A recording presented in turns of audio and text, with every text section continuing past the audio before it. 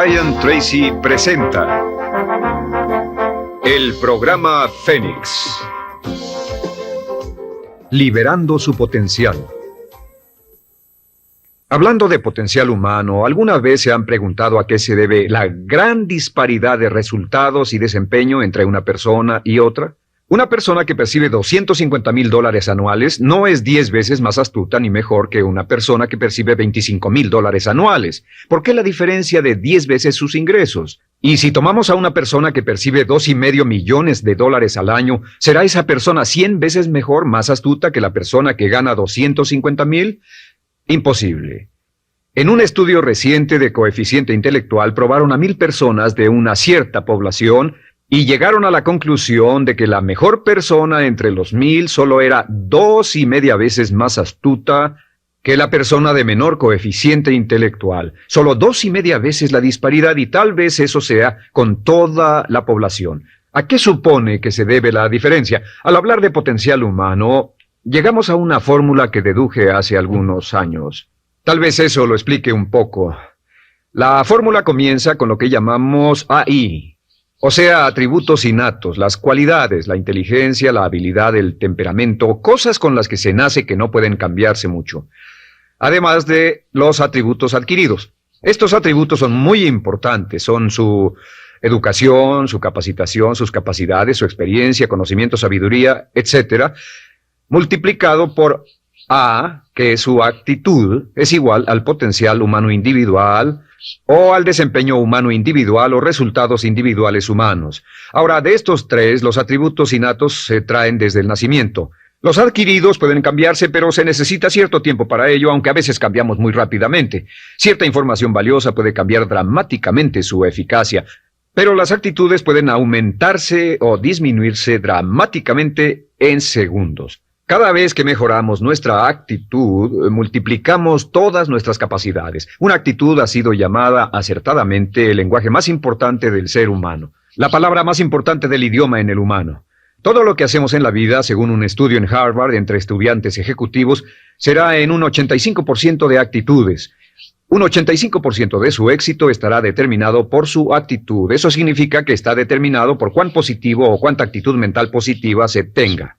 Las personas con actitudes mentales positivas tienden a avanzar más rápidamente, se mueven hacia la cima en organizaciones valiosas, ganan más dinero, sacan más satisfacción de la vida. Una actitud mental positiva no significa que baile por las calles y arroje flores.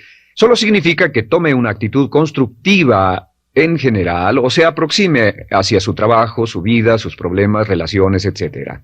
Según el informe Cox de las empresas americanas, según la revista Success, un 85% o más de todo lo que se logra se debe a la actitud. Y la pregunta es, ¿de dónde vienen las actitudes? Las actitudes vienen de las expectativas. Muy simple, ya hablamos de eso. Y una forma muy poderosa de mejorar su actitud instantáneamente es decir, aunque no lo crea, pienso que algo maravilloso va a ocurrirme hoy. Como dijimos antes, nuestras expectativas sobre los desenlaces determinan nuestra actitud. Si espera que las cosas salgan bien, tendrá una actitud positiva. Si espera que salgan mal, tendrá una actitud negativa. Y lo maravilloso es que podemos fabricar nuestras expectativas. Podemos esperar lo que deseamos. Podemos esperar cosas buenas, cosas malas, y no nos decepcionaremos. ¿De dónde surgen nuestras expectativas? Nuestras expectativas surgen de nuestras creencias y de nuestros valores. Son el centro de los factores motivacionales de nuestra personalidad, nuestras creencias, y esto nos conduce a un entendimiento del potencial humano. Significa básicamente que nuestra actitud es una expresión externa de lo que está ocurriendo internamente, y esto es consistente con las leyes mentales. Con respecto a las creencias, cada uno de nosotros tiene muchas creencias en el fondo que los psicólogos llaman los conceptos propios. El concepto propio, o su descubrimiento, es considerado por muchos como el logro único y más importante para comprender el desempeño humano en el siglo XX. Yo estoy de acuerdo.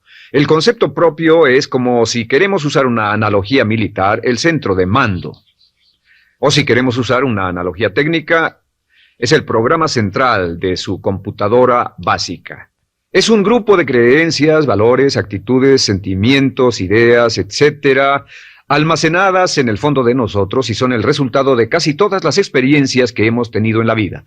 Y algunos investigadores dicen que el concepto propio comienza a formarse aún antes del nacimiento, pero el concepto propio, una vez colocado, precede, predice y determina sus niveles de eficacia y desempeño en todas las áreas de nuestra vida. El concepto propio se convierte en el centro de mando o el programa maestro. El concepto propio de este grupo de creencias determina lo que dirá, lo que hará, cómo actuará, cómo se siente y reacciona, etc. ¿Qué significa esto? Significa que todas las mejoras en su vida externa, todos los cambios en su realidad comienzan con un cambio en su concepto propio.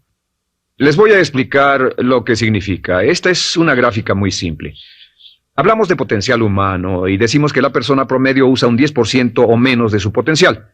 Según investigaciones, tal vez es mucho menos. El Instituto Stanford Brain en Santa Clara, California, estima que tal vez se aproxime a un 2%.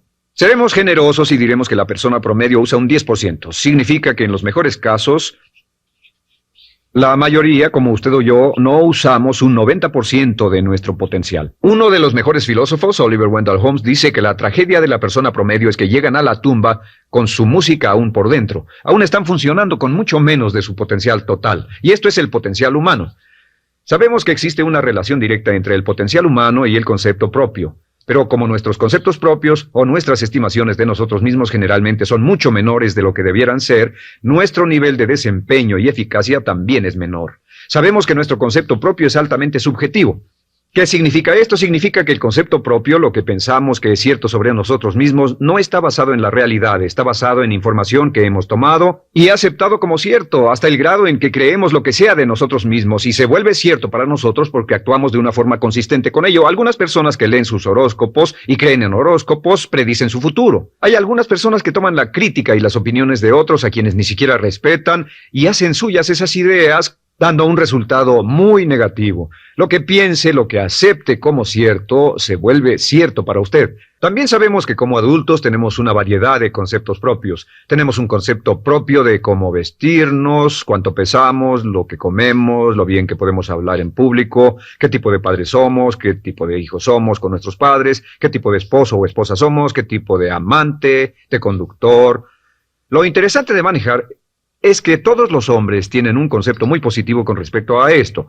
Las mujeres no entienden esto, pero los hombres nacen con un genio inherente para manejar. Todos los hombres son choferes excelentes. Si no lo creen, todo lo que tienen que hacer las mujeres que están viendo esto es pensar en la última vez que trataron de corregir la forma de conducir de un hombre y recordarán que no obtuvieron buenas respuestas. ¿Cómo respondemos ante alguien que desafía nuestro concepto propio, sugiriendo que no somos las personas que pensamos ser? Estamos a la defensiva, nos enfadamos, nos irritamos, es difícil que nos traten. Tenemos un concepto propio de lo creativos que somos, lo inteligentes, lo rápido que leemos, lo bueno que somos en los deportes, y si practicamos una gran variedad de ellos, tenemos un concepto propio para cada uno de ellos. Tenemos un concepto propio de lo bien que cocinamos, de lo bien que educamos a nuestros hijos, de lo bien que limpiamos nuestra casa, los autos que manejamos, etc. Y también de lo que valemos por lo que ganamos. Es muy interesante saber que nunca ganamos más del 10% de nuestro concepto propio en ingresos. Nuestro concepto propio determina nuestro nivel de ingresos. Este nivel de concepto propio se llama zona de confort. Y aunque querramos más dinero, veremos que la tendencia humana natural de todas las actitudes es luchar por lograr entrar a la zona de confort y luego quedarnos ahí. Si ganamos un 10% por encima de nuestro concepto propio de ingresos, tendremos una necesidad imperante de deshacernos de ese dinero. Lo donaremos, lo gastaremos en forma extravagante y hasta lo perderemos si recibimos demasiado. Las personas que ganan la lotería siempre están quebradas a los 2 o 3 años. Queman el dinero porque ese dinero está más allá de su concepto propio. Si gana 10% o menos de su nivel de concepto propio, se descubrirá luchando, trabajará más duro, más tiempo, pensará en forma más creativa, buscará diferentes formas para aumentar sus ingresos o sus segundos ingresos. La única forma de mejorar cualquier parte de su vida, incluyendo sus ingresos, es aumentando el nivel del concepto propio de sus ingresos, comenzando a pensar en usted como si estuviera ganando más dinero. Si quiere bajar de peso, la única forma en que podrá lograrlo es pensando en que está delgado. Piense en usted mismo como una persona más delgada. Si quiere volverse una persona más popular, más amorosa, más feliz o más sana, comience a pensar una y otra vez en esas cosas hasta que se vuelvan parte de su nuevo concepto propio. Hablaremos de eso más adelante. Es una parte esencial de la programación de su mente hacia el éxito. Su concepto propio global está determinado por el promedio de sus conceptos propios en las áreas que considere importantes. Ahora, Su concepto propio está formado de 3 partes críticas. La primera parte del concepto propio es el ideal propio. El ideal propio es la persona que más desearía ser, es su idea de lo que constituye un ganador, es su visión ideal de lo mejor que puede ser usted. Nada más, una de las cosas que sabemos de las personas con éxito es que las personas con éxito tienen ideales propios muy claros, ideales claros de quién quieren ser en el futuro. Las que no tienen éxito tienen ideales muy vagos. El número 2 es la autoimagen. La autoimagen es como un retrato de cómo se ve a sí mismo y lo que piensa de sí mismo. La autoimagen es el espejo interno, es como se percibe a sí mismo ahora en su desempeño actual, en forma cotidiana. La tercera parte es su autoestima. Su autoestima es cómo se siente consigo mismo. Cómo se siente consigo mismo es la fuerza motriz, el motor, la fuerza poderosa dentro de su subconsciente. Es la fuerza de energía dentro de su concepto propio y determina casi todo lo que le pasa. La mejor definición de autoestima es cuánto se agrada a sí mismo. Cuánto se agrada a sí mismo como esposo, cuánto se agrada a sí mismo como empleado, cuánto se agrada a sí mismo como jefe, como inversionista, como orador profesional, como atleta, etcétera. Según se agrade a sí mismo, su nivel de autoestima, su sentimiento emocional global respecto a cualquier área de su vida, determina su desempeño y su eficacia en dicha área. Lo sorprendente es que se convierte en lo que piensa, su concepto propio es maleable, su autoestima puede formarse repitiendo una y otra vez, me agrada mi persona, me agrada mi persona, me agrada mi persona. Me agrada mi persona, me agrada mi persona, me agrada mi persona. Entre más se repita, me agrada mi persona, me agrada mi persona. Entre más lo repita una y otra vez, más crecerá su autoestima y entre más crezca su autoestima, más crecerá su concepto propio global. Cuando crezca su concepto propio global, su desempeño será mejor en todo lo demás que emprenda. Cada vez que diga, me agrada mi persona, me agrada mi persona, me agrada mi persona, me agrada mi persona, me agrada, será como bombearse psicológicamente. Todo lo que pase que haga que su autoestima suba, hará que se comporte mejor. Todo lo que haga que su autoestima baje, hará que se comporte peor, que cometa errores, que sea infeliz, etc. Un punto crítico de agradarse a sí mismo, sobre autoestima y agradarse a sí mismo, es que, número 1, nunca puede querer a nadie más de lo que se quiere a sí mismo. Que su nivel de autoestima es determinante de la calidad de relaciones que tenga con los demás. Y número 2, es que nunca puede esperar que nadie más lo quiera o respete más de lo que se respeta a sí mismo. Cuanto se agrade o se respete a sí mismo, determina sus actitudes hacia usted. Todas las escuelas de psicología actualmente están de acuerdo en el hecho de que depende de lo que usted realmente se quiera y se respete a sí mismo como un ser humano valioso e importante, tiene efecto sobre todo lo que le pase. Cuánto se agrade a sí mismo y lo que puede hacer es mejorar su autoestima diciendo me agrada mi persona, me agrada mi persona, me agrada mi persona, me agrada mi persona. Y esto nos lleva a la pregunta, ¿de dónde viene el concepto de autoestima? Y descubrimos que el concepto propio es maleable, puesto que no nace con este concepto propio, no nace con ninguna idea sobre sí mismo, no nace con autoimagen ni autoestima, nace en cierto modo como potencial propio.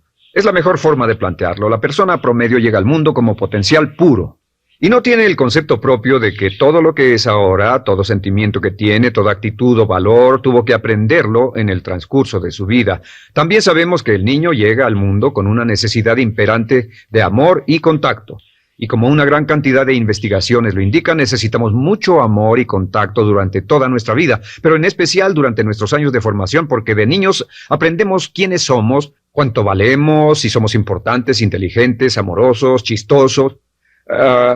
Todo esto lo aprendemos por la forma en que nuestros padres nos tratan. Si nuestros padres, nuestros parientes, tíos o tías, en especial nuestros padres, nos tratan como si fuéramos realmente importantes, crecemos pensando que somos realmente importantes, pero si nuestros padres no lo hacen, pasa algo más. Sabemos que los primeros años de vida son los más importantes para el desarrollo del concepto propio, que un niño comienza a partir de cero, el niño nace sin saber quién es él o ella. Son sumamente valiosos el primero, segundo, tercero, cuarto y quinto años de vida. Algunos psicólogos pensaban que eran los 5 primeros años, pero ahora dicen que son los 3 primeros años. En sus 3 primeros años de vida el niño aprende quién es y dicen que si se les da suficiente cantidad y buena calidad de amor en los 3 a 5 primeros años, los prepara usted de por vida. Los coloca en una base sólida de autoestima y confianza en sí mismos, valor e importancia realmente. Existe una relación directa entre la calidad y la cantidad de amor y el desarrollo de una personalidad sana. Entre más amor, amor incondicional, reciba un niño en sus años formativos, más fuerte será la base de su personalidad. El reverso de la educación es que casi todos los problemas de psicosis, neurosis, perturbaciones de la personalidad y problemas de comportamiento surgen de los problemas que se tengan con el concepto propio. Ahora observemos a los adultos. Aquí está nuestra personalidad adulta. Si nos observamos, podemos llegar a reparar nuestras bases, por así decirlo, repitiéndonos una y otra vez: me agrada mi persona, me agrada mi persona, me agrada mi persona, y llevamos ese concreto reparador hacia la base de nuestra personalidad. Los niños necesitan el amor como las rosas necesitan la lluvia. Los niños que carecen de amor a menudo mueren por escasez de amor. Es una enfermedad llamada marisma. Ahora, ¿qué más sabemos sobre los niños? Sabemos que los niños llegan al mundo con dos atributos notables. El primero es que no sienten temor. Los niños nacen sin temores. No temen a nada excepto a caerse y a los ruidos fuertes. Y esto se expresa en sus actitudes: yo puedo. Los niños llegan al mundo pensando que pueden hacer cualquier cosa, y quien haya criado a un niño hasta la edad de 3, 4 o 5 años sabe que debe pasar esos primeros años evitando que se maten, porque son como pilotos japoneses, porque no le tienen miedo a nada. Su segundo atributo es que llegan al mundo totalmente espontáneos. Dicen lo que quieren, hacen lo que quieren, son totalmente desinhibidos. Totalmente. Ellos no temen hacer nada de lo que desean, y esto se expresa en su actitud: no quiero. No tengo que hacerlo. Si ha tratado de controlar a un niño, lo habrá visto. Lo primero que dicen cuando comienza a darle órdenes, lo primero que aprenden es: no tengo que hacerlo. Claro, a veces cambiamos sus mentes de una u otra forma, pero estos son los dos atributos con los que los niños llegan al mundo. Llegan al mundo sin temores y desinhibidos. ¿Qué significa esto? Significa que nuestro derecho innato natural es no ser temerosos y ser desinhibidos. Y solo cuando podemos crear la misma situación en nuestra vida adulta, cuando no tememos y somos desinhibidos, nos sentimos a gusto con nosotros mismos. Las mejores organizaciones, las mejores compañías son las que crean un ambiente donde nos sentimos sin temores y sin reservas para ser nosotros mismos y para hacer lo mejor de nosotros. Al crecer descubrimos que los niños aprenden de dos maneras. La primera es por imitación. Imitan a uno o a ambos padres, en especial al padre dominante. Algunas veces el padre dominante cambiará cuando crezca el niño, y a veces los niños imitan al padre, a veces a la madre, pero aprenden por imitación. Muchas características y hábitos que tenemos como adultos los aprendimos de nuestros padres. ¿Alguna vez ha tenido la ocasión de gritarle o reñirle a uno de sus hijos? Verá que le dice las mismas cosas que le dijo su padre a usted cuando era niño. Así que imitamos. A veces imitamos su caminar, a veces su forma de hablar, a veces imitamos sus valores, sus creencias, etc. Aunque esos valores y esas creencias no tengan ningún valor. ¿Por qué? Porque nuestros padres eran así cuando nosotros éramos niños. La segunda forma en que aprendemos es pasando de la incomodidad, lo que no se siente bien, hacia la comodidad. Freud llamó a esto el principio del placer. O sea que nos movemos hacia aquello que nos hace sentir cómodos, lo que nos da placer, lo que nos hace sentir bien con nosotros. Nos movemos de la incomodidad hacia la comodidad. Así es como aprendemos a no mojar el pañal, por ejemplo. Sabemos que no es agradable caminar con popó o pipí en nuestros pañales. Vemos lo que hacen nuestros padres, vemos lo que nuestros parientes hacen y decimos: estas personas no hacen lo que yo. Así aprendemos a caminar y lo demás. Así que de la incomodidad hacia la comodidad. Durante toda nuestra vida, por cierto, así es como aprendemos. Imitamos leyendo lo que otras personas hacen, estudiando libros y en el trabajo, imitamos cuando vamos a la escuela, y hacemos lo que nos da resultados positivos, lo que nos da refuerzos positivos, y hacemos cada vez menos las cosas que nos causan incomodidad o dolor. Ahora, muy temprano en la vida, como equivocación o como resultado de una equivocación que los padres cometen en la crianza, los niños comienzan a aprender hábitos y patrones negativos. Los patrones y hábitos negativos tienen sus raíces principalmente en la crítica destructiva. La crítica destructiva comienza muy temprano en la vida, a veces en los primeros meses. Y la crítica destructiva la usan los padres para dirigir y controlar a sus hijos. Desafortunadamente, tiene un efecto muy peligroso y dañino sobre nosotros, ya que la crítica destructiva tiende a minar la integridad de la personalidad del niño. Muchos de nosotros, incluyéndome a mí y a muchos de ustedes, nos hemos visto minados y heridos por la crítica destructiva más que todas las guerras en la historia. Ahora, como resultado de la crítica destructiva, comenzamos a desarrollar hábitos y patrones negativos. Los patrones de hábitos negativos son respuestas condicionadas hacia los estímulos. Los patrones de hábitos negativos se desarrollan en los inicios de la vida.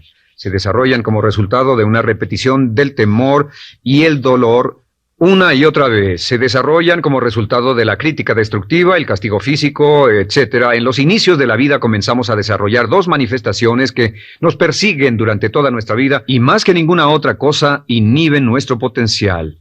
La primera es la llamada patrón de hábito negativo inhibido. El patrón de hábito negativo inhibido se aprende cuando al niño le dicen una y otra vez no. Aléjate de ahí, no toques eso, y se le castiga. Cuando el niño intenta algo nuevo, o se involucra con algo, o huele algo, o derrama algo, o rompe algo accidentalmente, el padre estalla y se enfada mucho. Como ven, el niño está impulsado por la curiosidad insaciable de explorar su mundo. Y lo que pasa es que cuando lo explora o se interesa y echa a perder algo, si el padre reacciona golpeando al niño, el niño comienza a pensar cada vez que intento algo nuevo, cada vez que intento algo diferente, cada vez que voy más allá de mis límites, cada vez que me salgo de mi zona de comodidad, cada vez que no juego sanamente, me golpean, me castigan, me lastiman, me envían a mi alcoba y me siento mal. Y muy pronto el niño desarrolla el sentimiento de no puedo, no puedo, no puedo. Cada vez que trato algo diferente, me castigan. No puedo, no puedo, no puedo. Es como la respuesta de Pavlov. Pavlov sonaba la campana y le daba de comer a un perro, y el perro salivaba, y Pavlov alimentaba al perro. Mientras sonaba la campana, el perro salivaba y siguió haciendo eso, y después Pavlov solo sonaba la campana y el perro salivaba. Lo que pasa en la vida adulta es que esto crea lo que llamamos temor al fracaso. El temor al fracaso es una respuesta condicionada a un proceso de crítica destructiva que ocurre en los primeros 5 o 6 años de la vida. El temor al fracaso automáticamente nos activa, nos sentimos ansiosos, tensos, intranquilos, sentimos presiones y estrés en nuestro plexo solar, sentimos ganas de retirarnos del evento y el temor al fracaso es la razón principal por los fracasos en la vida adulta. Es la razón principal por la que evitamos cumplir plenamente nuestro potencial. De hecho, todos los patrones de hábitos negativos se experimentan en el cuerpo físico. Puedes saber cuál es un patrón de hábito negativo porque se siente en el cuerpo físico, precisamente. El patrón de hábito negativo inhibido, el temor al fracaso, el no puedo, ocurre primero que todo en el plexo solar.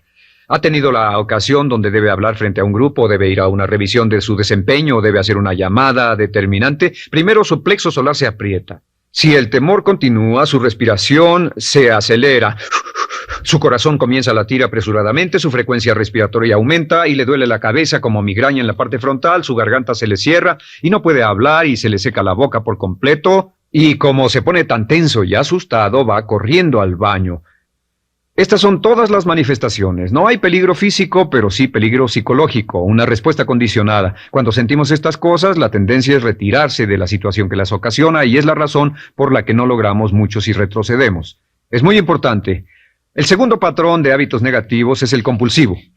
El patrón de hábito negativo compulsivo se aprende cuando a los niños se les dice una y otra vez, más vale que lo hagas. Si no lo haces, tendrás problemas o me las pagarás. A los niños se les convierte en recipientes del amor condicionado. Los padres no intentan hacer esto, pero lo que hacen es sugerirle al niño, no te amo. Por lo tanto, no estás a salvo, a menos y hasta que hagas lo que yo quiero. El niño crece sintiendo, tengo que hacer lo que quiera mi mamá. Debo complacerla, debo complacer a papá, debo complacer a los demás, debo complacer a mis parientes y a veces debo complacer a mis semejantes, debo complacer a mis maestros, debo complacer a todo el mundo y crecen con esto, debo. No puedo hacer lo que quiero hacer, debo hacer lo que complace a las demás personas. Este patrón de hábito negativo muy temprano en la vida se traduce en el temor al rechazo. El temor al rechazo lo experimentan los hombres como adultos como un comportamiento tipo A. Hablaremos del comportamiento tipo A posteriormente. El comportamiento tipo A es una necesidad compulsiva o excesivamente compulsiva de complacer de algún modo a alguien sin normas de comportamiento, prácticamente sin pensarlo. El temor al rechazo nos impulsa, nos hace muy sensibles a las necesidades de los demás. Hacemos cosas que otras personas quieren, no hacemos lo que nosotros queremos. Siempre estamos tratando de complacer a los demás. Tenemos preocupaciones o nos importan las opiniones, sentimientos y actitudes de otros hasta el punto donde ocultamos nuestras necesidades. El temor al rechazo se siente en la columna del cuerpo. Se divide el cuerpo a la mitad y se siente hacia abajo en la mitad posterior del cuerpo. El primer lugar donde comienza a sentirse el temor al rechazo es generalmente en los hombros y el cuello. Nos sentimos entumidos, duros, tensos. Cuando tenemos mucho que hacer, sentiremos un estrés tremendo en la columna. Los músculos se estiran en la parte posterior. A veces se manifestará como flebitis y venas varicosas y a menudo nos darán dolores de cabeza en la parte posterior de esta porque las arterias carótidas que llevan la sangre hasta la cabeza, los músculos a su alrededor se contraen y la cantidad de sangre que fluye hacia la cabeza fluye más lentamente y se siente un terrible dolor de cabeza en la parte posterior. Estos dos temores, los patrones de hábitos negativos compulsivos, el compulsivo y el inhibitorio, son resultado de la crítica destructiva, el gran destructor de la personalidad que nos persigue durante toda la vida. Y lo maravilloso de todo esto es que como son patrones de hábitos aprendidos, podemos olvidarlos. Podemos acabar con el temor al fracaso que nos detiene. Podemos acabar con el temor al rechazo que hace que hagamos cosas que complacen a los demás en vez de complacernos a nosotros, trabajando con nuestra propia autoestima. Porque existe una relación inversa entre la autoestima y el patrón de hábitos negativos. Porque entre más se agrade a sí mismo, menos teme al fracaso. Entre más se agrade a sí mismo, menos teme al rechazo. Entre más se agrade a sí mismo, menos temerá a cualquier cosa. Y si sigue repitiendo, me agrada mi persona, me agrada mi persona, me agrada mi persona una y otra vez, si sigue diciendo esto, con el tiempo su autoestima sube más y más y más y más y sus temores desde luego bajan. Cuando su autoestima sube, sus temores van en dirección opuesta. Ahora, ¿cómo enfrentar la crítica destructiva si debe criticar a otras personas? Pues eso es muy simple. Muchos padres nos han preguntado eso. ¿Cómo se controla a los niños? Una de las claves para controlar a los niños es dirigirlos para que hagan algo constructivo en lugar de hacer algo destructivo. Otra cosa que debe recordarse es que lo que quiere hacer es que quiere dar una crítica informativa, crítica constructiva, lo que significa que se les dice a los niños lo que pueden hacer o a los adultos lo que pueden hacer mejor. Todo el propósito de dar retroalimentación de cualquier tipo es mejorar el desempeño. Si es padre o si es jefe o si es una persona en una relación, si una persona está haciendo algo malo o inadecuado, todo el propósito de darles cualquier tipo de retroalimentación es para que puedan hacerlo mejor. Sin embargo, existe una relación directa entre la autoestima y la crítica destructiva. Cada vez que se critica a una persona, su autoestima baja. Y cada vez que su autoestima baja, su habilidad para desempeñarse baja. Si critica a una persona en forma destructiva demasiado tiempo, llegará a un punto donde no intentarán nada. Se convierte en lo que llamamos hipersensible. Un adulto hipersensible es aquel que no puede aceptar críticas de nadie. Un adulto hipersensible es una persona que está muy tensa, ansiosa, si siquiera sugiere que no está haciendo lo correcto. Si trata con un adulto hipersensible, la clave es sentarlo y recordar 4 cosas. Número 1, comenzar con alabanzas. Número 2, proteja la autoestima de la persona a toda costa. Número 3, discuta el desempeño y no a la persona. Hable del comportamiento más que de la persona. Y número 4 es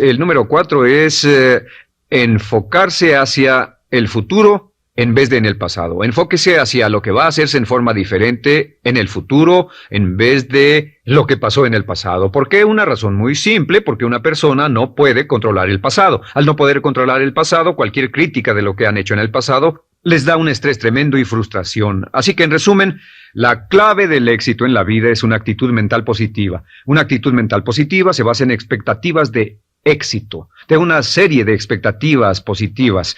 Esa serie de expectativas positivas se basa en sus creencias y en su concepto de sí mismo. El centro de su concepto propio que determina su eficacia en la vida es su autoestima, y su autoestima se mide por cuanto se valore a sí mismo. Las dos cosas que nos frenan más que nada son el temor al fracaso y el temor al rechazo. Y uno de nuestros secretos centrales de éxito es este: Conviértase en un organismo generador de autoestima perpetua. Haga continuamente cosas para usted mismo, hacia sí mismo en su vida, que hagan que se agrade a sí mismo, que se ame, que se acepte, que se respete, que hagan que se sienta fantástico con usted mismo. Si es un jefe o un padre, no olvide que la clave para el máximo desempeño en su hogar y en su trabajo es hacer que las personas se sientan maravillosamente consigo mismas. Entre mejor se sienta consigo mismo y más se agrade, más probable será que logre que las personas a su alrededor lo quieran, lo acepten, lo respeten, que hagan que se agrade a sí mismo, que se ame, que se acepte, que se respete, que hagan que se sienta fantástico con usted mismo.